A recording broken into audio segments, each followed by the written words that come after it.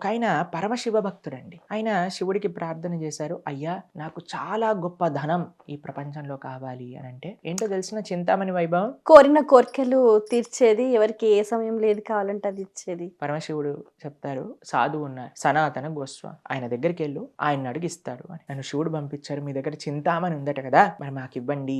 తప్పకుండా ఆ చెత్త కుప్పలో ఉంది తీసుకో అని అన్నారు. అంటే ఈయనకి డౌట్ వచ్చింది. ఇంత విలువైన చింతామణినే చెత్త కుప్పలో వేసేసారంటే ఈయన దగ్గర దీనికంటే విలువైన వస్తువు ఎన్నున్నాయో సనాతన గోస్వామిని అడిగారు. దగ్గర దీనికంటే చాలా విలువైన వస్తువు ఉండుంటది కదా! అందుకే కదా దీన్ని మీరు చెత్త కుప్పలో పడేసేంత శక్తి మీ దగ్గర ఉంది అని అంటే, అవును. మరి నాకు అది ఇవ్వు. అది ఇవ్వాలంటే దీన్ని తీసుకెళ్లి యమునలో పడేసిరా అని చెప్పి సాధువు పట్ల ఉండే నమ్మకంతో ఈ చింతామణిని యమునలో విసిరేస్తాడనమాట. అయ్యా నీ దగ్గర ఉండే అతి విలువైన ధనం ఏంటి అని అంటే అప్పుడు సనాతన గోస్వామి కృష్ణ నామాన్ని ఉపదేశం చేస్తారు ఈ భక్తుడు. అటువంటిది కృష్ణనామం అన్నిటికంటే గొప్ప ఐశ్వర్యం.